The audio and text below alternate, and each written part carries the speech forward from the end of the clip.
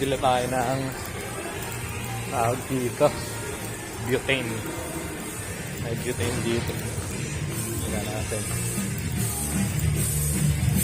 Nice. Tutugan. Walang butane dun. Akit tayo sa DIY. Tangin na, lakad tayo, tol. Hindi ko gamit yung escalator. Ay, nako. Okay, so, kailangan ko. Ayos pala ito eh. Pwede pang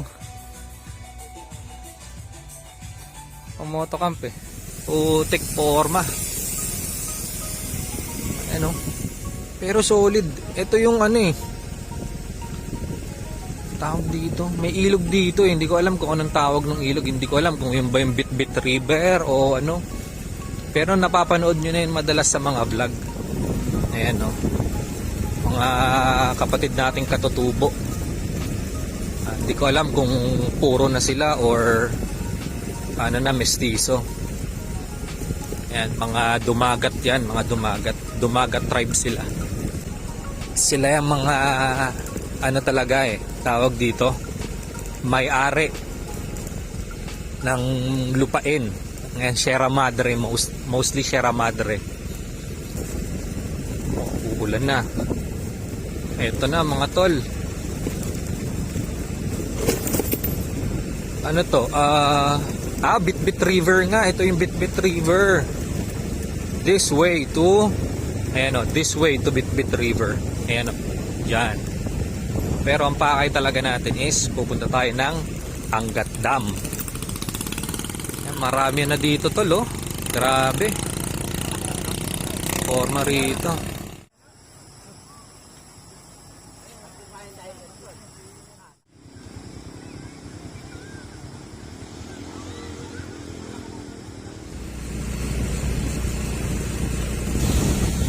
Yan, minasabay ako, packet din sila oh.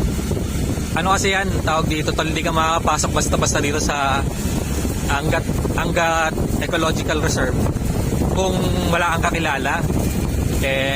Luckily may kabrad ako dito na dito nakatira sa barangay San Lorenzo. Yan.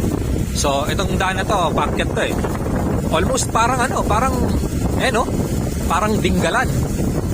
Yan, maambon-ambon na dito kasi pag nandito ka sa bundok, yung weather dito unpredictable. Kasi yung precipitation na nagaganap sa baba, kapag yung dumapo sa malamig na kagubatan or forest, ayan, na-attract yun, bumabagsak yun. Ayan, makaabutan tayo ng ulan dito.